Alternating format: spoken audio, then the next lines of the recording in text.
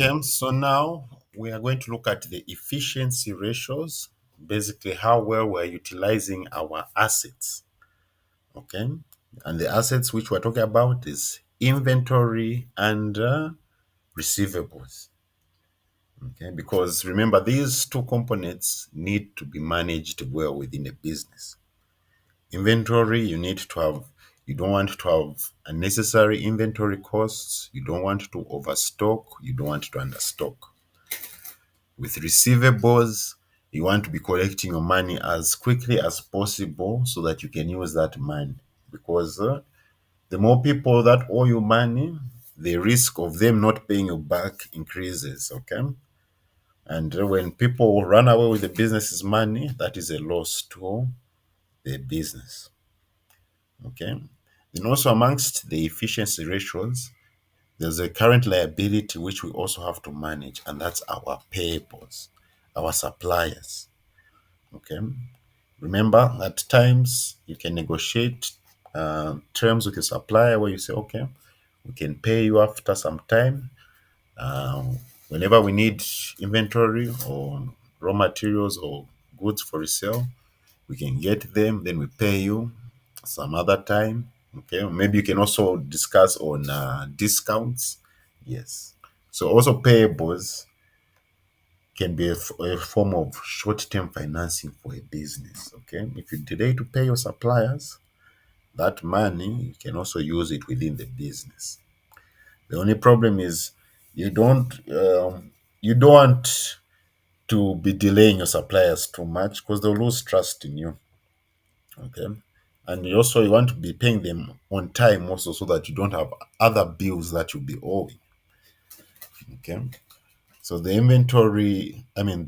efficiency ratios come down to inventory days, how long it takes for you to sell all your stock. The the lesser the number of days, the better for your company because it means goods are moving fast within your shop. They are selling. And if goods are selling, you're making more money. Okay?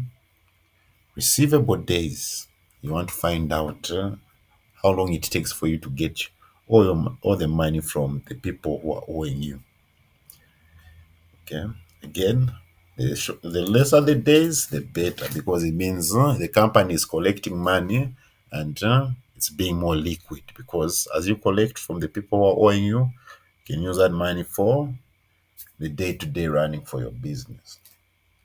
Okay. If the people who are owing you money take long to pay you, okay, your company is going to have liquidity problems because sometimes you don't have enough cash and it won't also have enough inventory that's selling, but bills will fall due. And if people are owing you and they're not paying you, it will be a problem. Okay, so you would want the receivable days to be as short as possible, meaning that you're collecting as quickly as possible from people who are owing you money. Then we also have payable days, how long it takes you to pay your suppliers. Okay. As I said, with this one, you don't want to be taking long also to pay your suppliers because you will lose suppliers. And without your suppliers, your business is going to be in jeopardy because they're the ones who are giving you the goods for to resell. Okay. And these three ratios come down to the cash conversion cycle. Basically, in simple words, how long it takes for you to sell your inventory or any other investments and convert it into cash. Okay.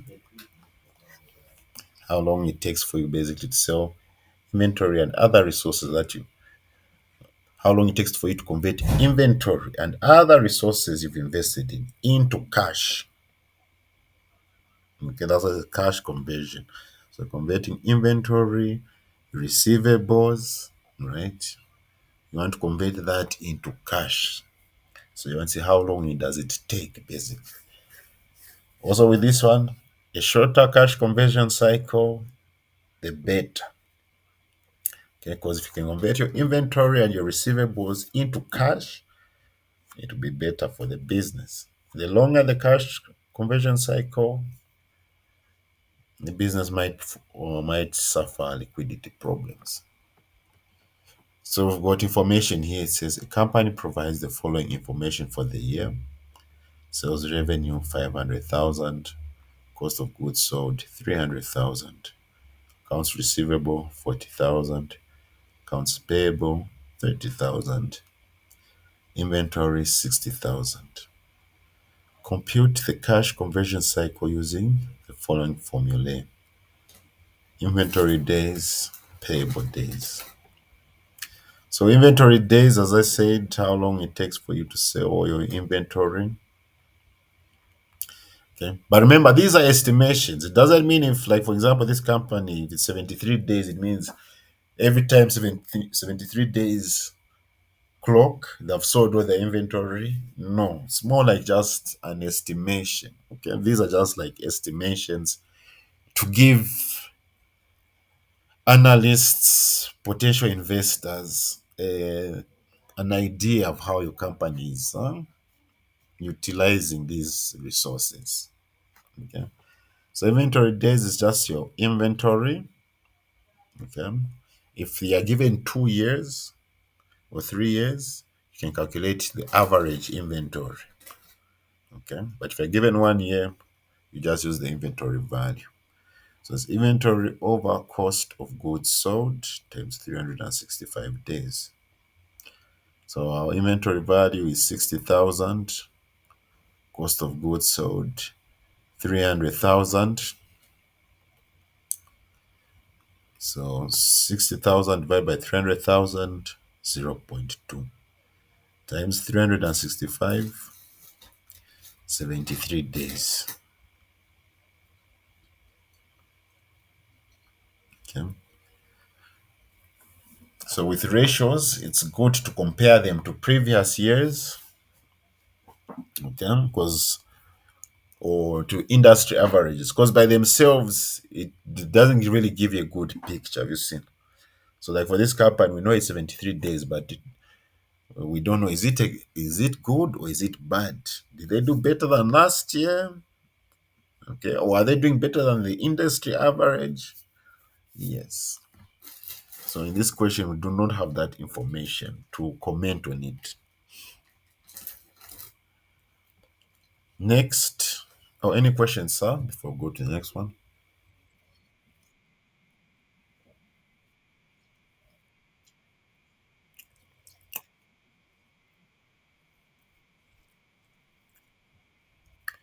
Mhm.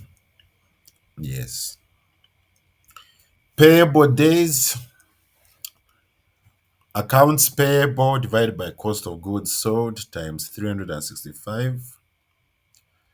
Accounts payable 30,000, cost of goods sold 300,000 times 365.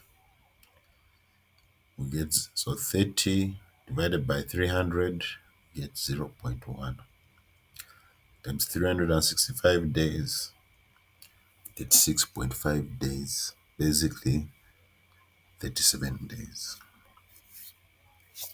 So basically, on average, that's how long it takes for us to pay our suppliers, 37 days.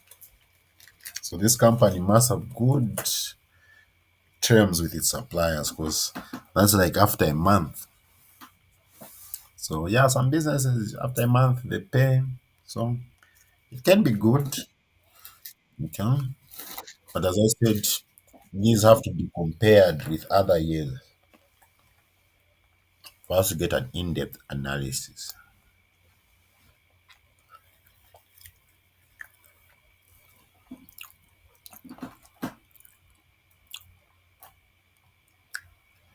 Receivable days,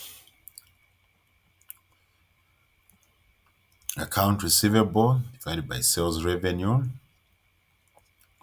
Our accounts receivable was 40,000, sales revenue 500,000 times 365. So 40 divided by 500, that is 0.08 times 365, that's 29.2 So our receivable days is 29 days. So basically, it's taking us 29 days to collect our money from the people who are owing us.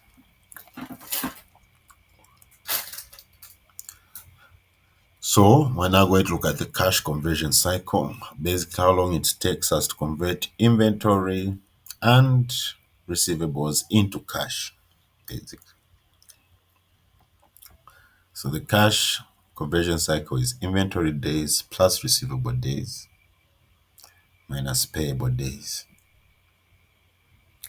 Okay, so 73 plus 29, that should give us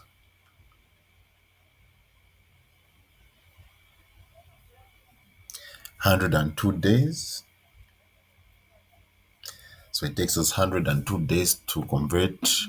In total, it takes us 102 days to convert inventory and receivables into cash.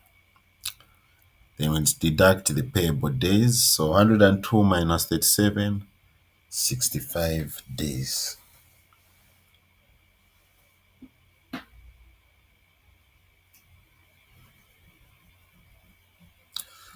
So again, with this one, we have to compare it against industry averages or previous years. As it is here, we don't know if this is good or if this is bad.